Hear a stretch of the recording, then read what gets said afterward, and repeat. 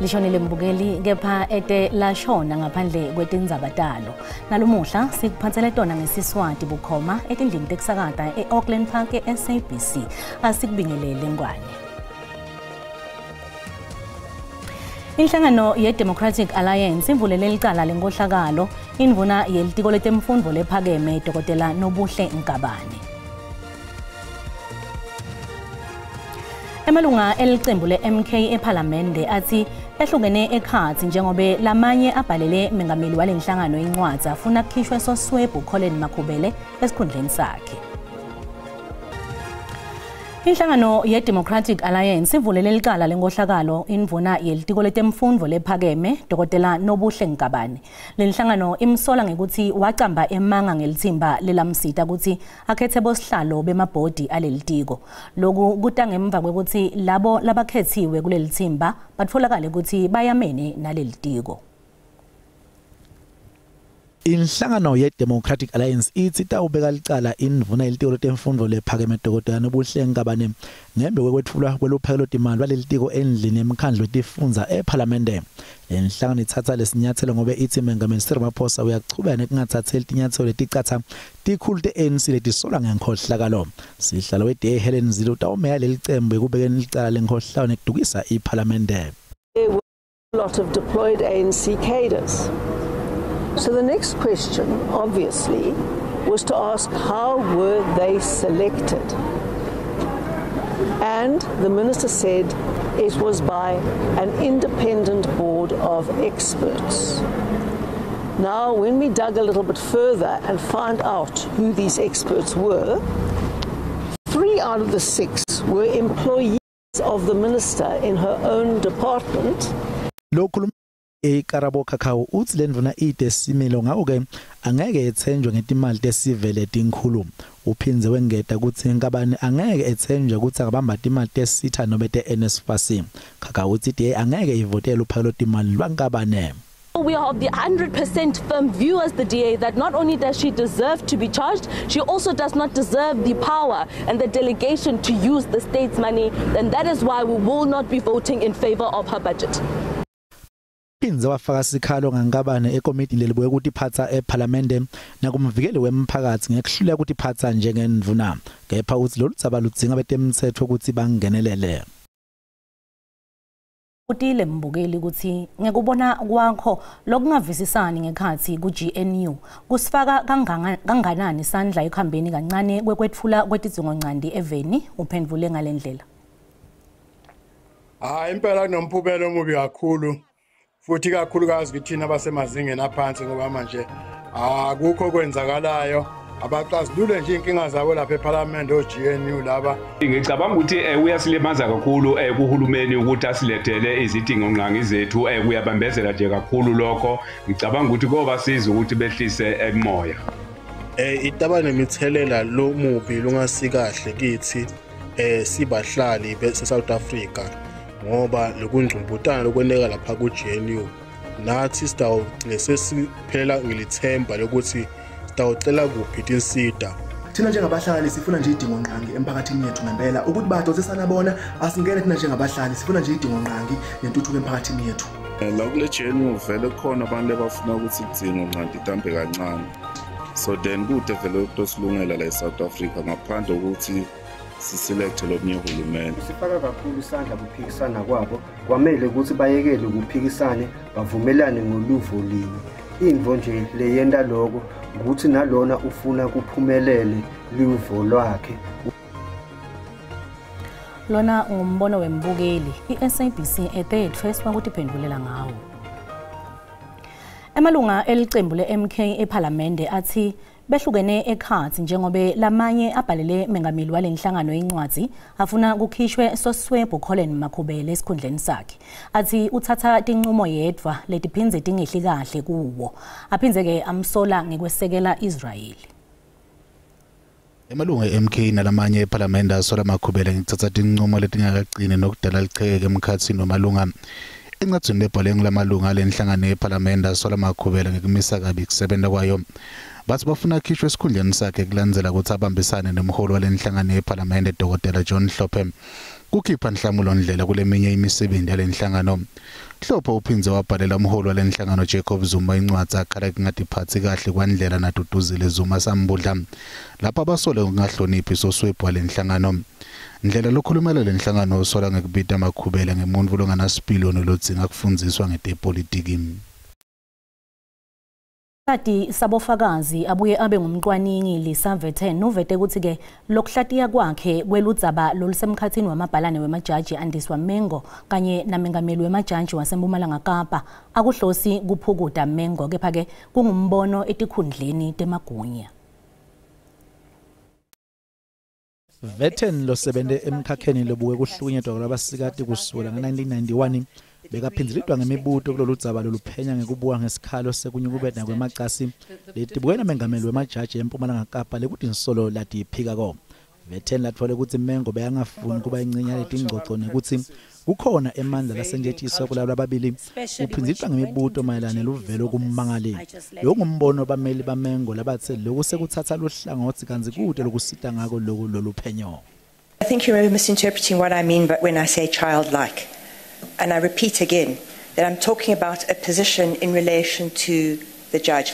I'm not talking about somebody who's actually a child, should be thought of as a child. It's more like positions of authority. Yes, no. It's not about people's mental capacity. It's not about their abilities. It's about the degree of respectful deference you are expected to show somebody when you are positioned in a particular role.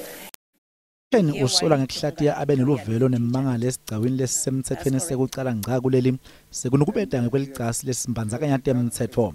Bameli bambene ngebathi lo kwenda umangala vele njengemphana lo wesabala basemagunyeni ngesikhathi bashela ngaphandle imledo lenemniningwane etsite. Uphendulile ke nalapho Vetten. I'm not saying she's a passive person. Right. If you look at my conclusions is that she tries to exercise what agency she can within the constraints of her particular circumstances. There are times when she does engage with him as a way of trying to resolve the situation. Nasihlanganisa lo mbiko loludzaba belusachubeka.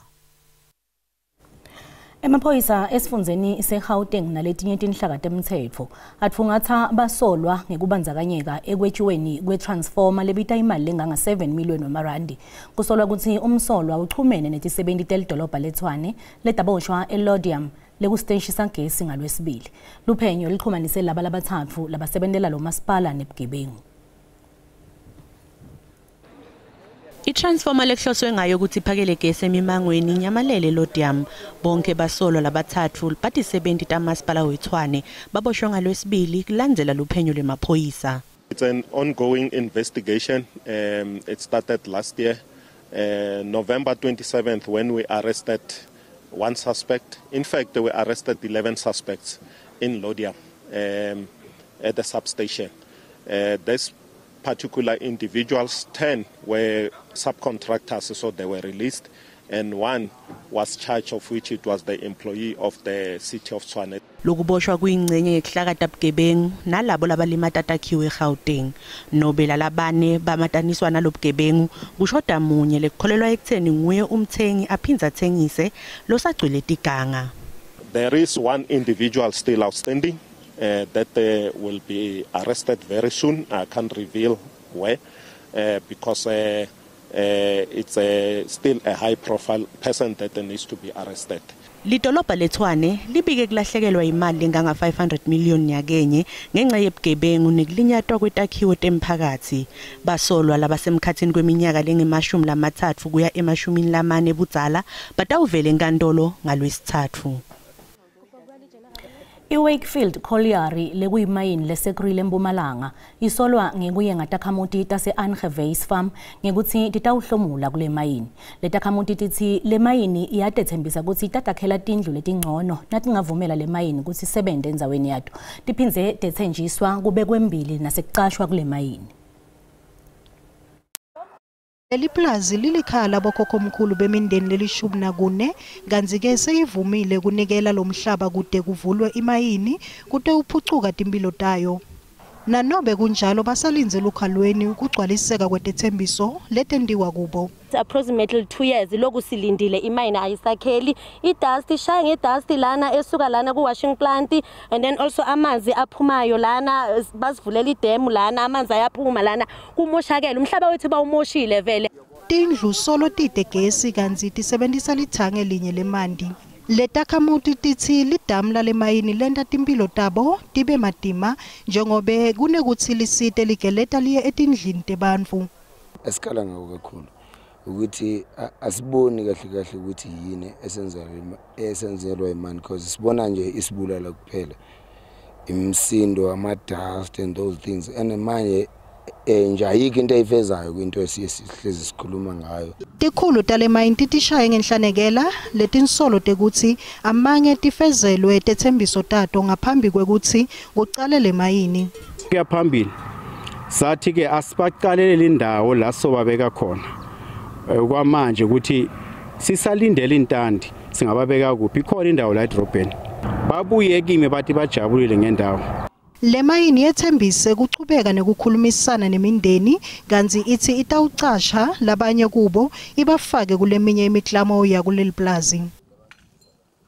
Kuletinyo uma sibuya etitolo umndeni lohlala enzaweni lesemaphandleni eReedvlei ngaphandle kweGreytown esifundeni sase KZN usafuna imvodzana yawo lelahlekile Vukani Zondi.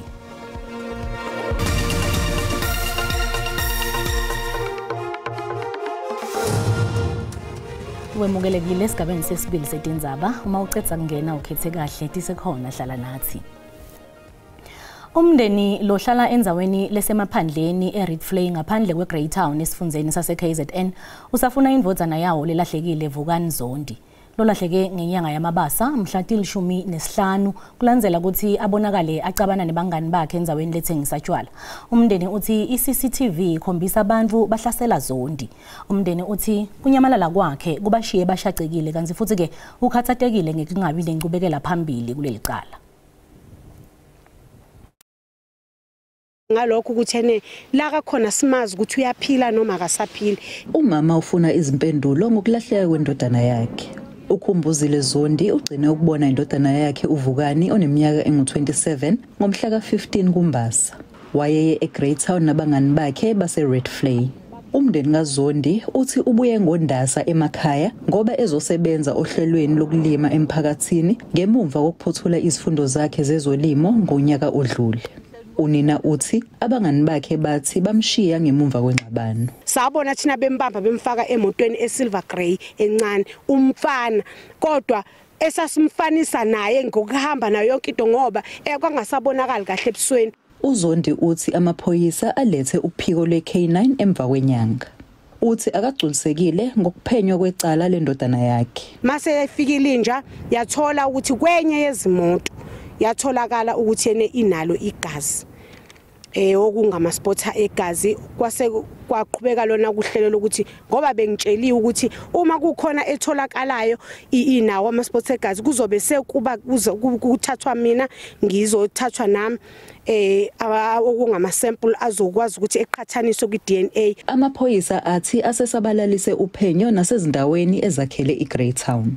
The K9 unit has been summoned from Pietermaritzburg on more than one occasion to search certain areas identified by the family and traditional healers. His friends were fetched from Reedvlei and statements were obtained from all of them, which corroborated video footage from the establishment where the party took place that shows the friends leaving without him after an altercation. Umndeni uthi ufuna ubulungiswa uma kunesandla semfene ngokunyamalala kukaVukani. Ngingunonhlakanipho Magwaza ezindabeni zeSABC eGreytown. Imvuna yelitiko letebudlelwane nemave emhlaba neqhumana Ronald Lamola ithi emabhange ekufutfukiswa kwemave anenzima lemcoka lekumele ayidlale ekuphakeleni lusito kwesekela kusukunyiswa kwemiklamo nekwelekelela ngetimali kubanjiswene nebaphakeli betimali labatimele. Lamola bekethula inkulumo yakhe ngomfeni yesine yemhlaba yetimali tentutfuko eSeville eSpain. This is a moment in which we cannot expect increases in official development assistance. But there are ways to multiply the resources available. Sikhathi lesibaluleke kakhulu lesi njengoba iUnited Nations ihola umhlangano lotawuthuthukisa emave. Kepha sinqumo selemelika sekuyekela kuthumela lusito kulamanye emave silethe kukhathateka. Kwehla nelithemba lekuthi lo mhlangano utawuletha lushintsho. We are calling all nations, we are calling United Nations systems, we are calling CSO, we are calling public and private sector to make this FFD4 concrete action. INingizimu Afrika ithi kunetingcinamba lekufanele tibukisiswe kulo mhlangano. These conditions limit government's ability to offer the kinds of incentives or guarantees that could help attract private investment. Restoring macroeconomic stability through prudent fiscal and monetary policy is essential. Lo mhlangano ubanjwa nje eEurope sikhathi lesishisa kakhulu. Emazinga ekushisa alinganiselwa ku 40 degrees Celsius.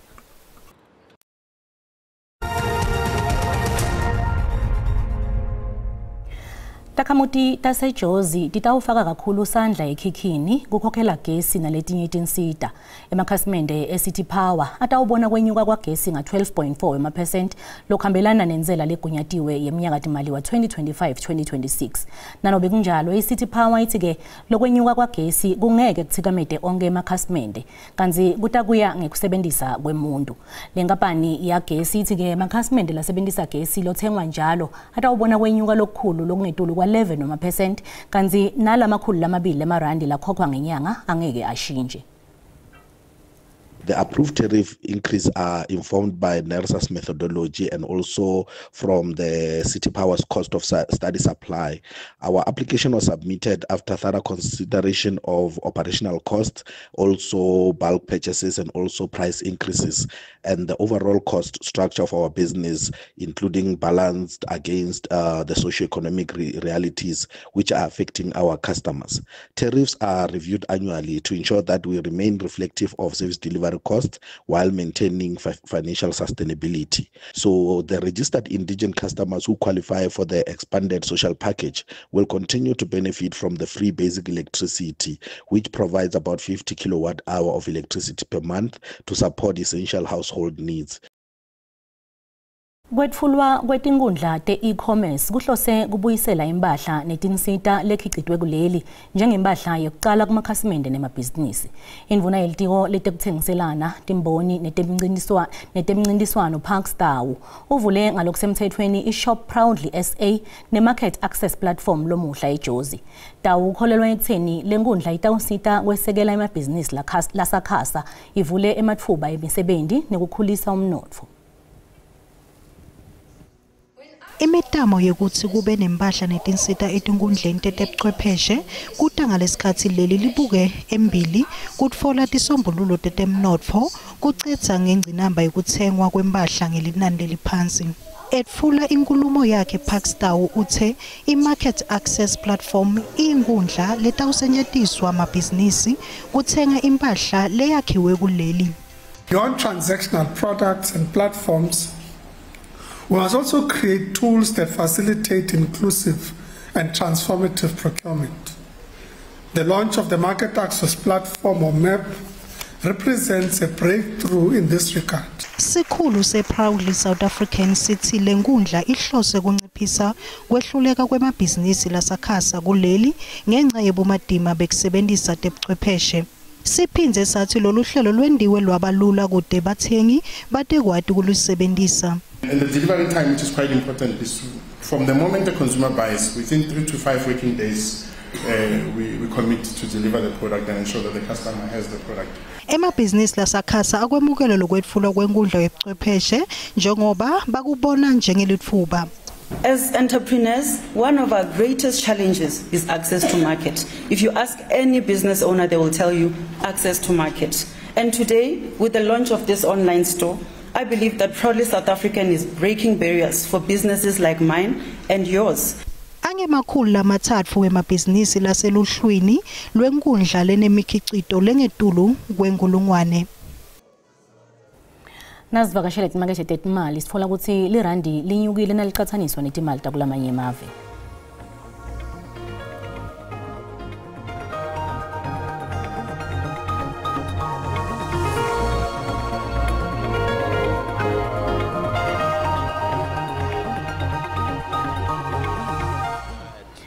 Kunasibusiso Mahlalela ehlelweni letiphuma embiteni nakubumbana insimbi yesithupha kuligwalagwala FM. Asesive ukuthi yini umlaleli langayilenzela ehlelweni. Sibo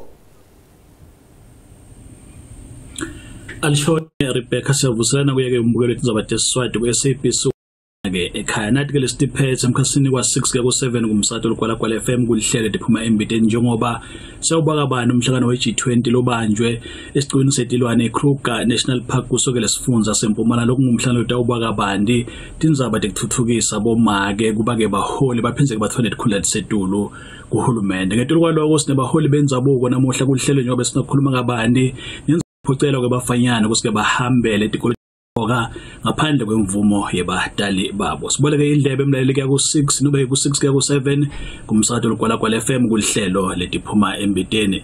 Zaba malehle mlengane lisimba lakhe Goli.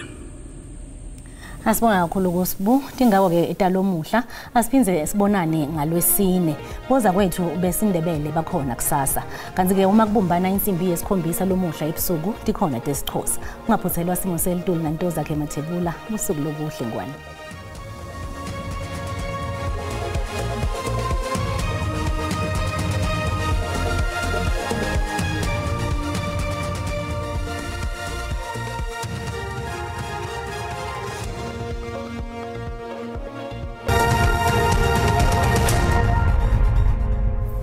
Asibonga kakhulu ke Rebecca kanze ke ngivumile sibuye ke simo selitulo singabe ke sime njani kusihlwa namuhla mobuka ke kakhulu kati engabeni live ngora lomuhle likhombisa ke kubalela kepha akakhona lawo mathuba emvula entshonalanga Kapa njengoba lapha kuyeke la 30% kanze ke mobuka tifunza ikakhulu kati letsempumo ya live likhombisa ke ngibonya ngemafu kuleto tindzawo leto ngora lomuhle kanze ke naselangeni la kusasa asesekhona lawo mathuba emvula ikakhulu kati entshonalanga Kapa njengoba lapha kuye nebeke 30% kanze ke ukhona nalomsingo moya lobanzako lobonakala ke ungena njengoba ubona kuchubeka kulivala ngemafu ikakhulu kati mobuka ke la tifunza leti sekhathi nelive ngora lomuhle kanti ke sixoxisho lesivula ba South African Weather Service kusihlwa namuhla ukukhombisa kuba ke nemoya lomatima mawubuka ke la ingcenye yesifunza ke la iNorthern Cape bantu ke bacaphele kuleto tindzawo leto ngora lomuhle kanti ke uma siqhubeka sikubukelana selangeni la kusasa sesekhona ke lesixoxisho sawo lomoya lomatima lesibonakala ke simile lapha ke esifundzeni iNorthern Cape ngora lomuhle masibukela ke la emazinga ekushisa kutseme njani kakhulu kati masibuka ke langeni la kusasa sikhombisa ke kuphona nasi sifunza eGauteng mawubuka ku Pretoria lapha kuye ke la 2018 Springs kanti ke lihlelo ku19 lapha ke eVernaghen kanti ke sifunza iLimpopo ndzawo letfana ke lana bomusina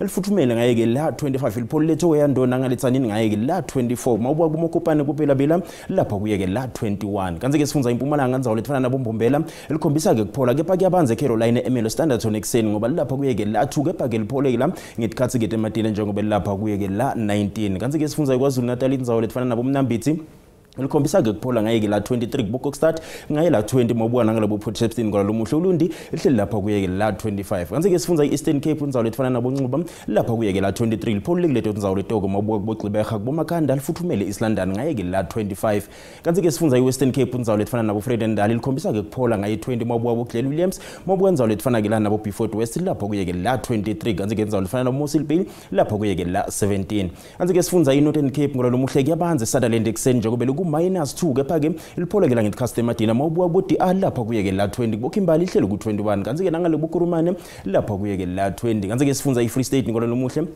mawubuka ke la ndzawo letfana nabo Botterville lapha kuye ke la 20 Velkom lapha kuye ke la 18 mawubuka ndzawo letfana nabo Bloemfontein lapha kuye ke la 0 kuyabanza ke iFree Smith ngaye ke la -3 nakubo Bethlehem kanti ke kuphole ke la ngeTcastle eMadina kanti ke sifunza iNorthwest ngola lomuhle mawubuka ke la ndzawo letfana nabo Tostal likhombisa ke la ukuphola ikakhulukati bo Vryburg wehlele kubo Taung ngola lomuhle angisho sikungakube ngikuphathele kona busuku abube ngilobuhle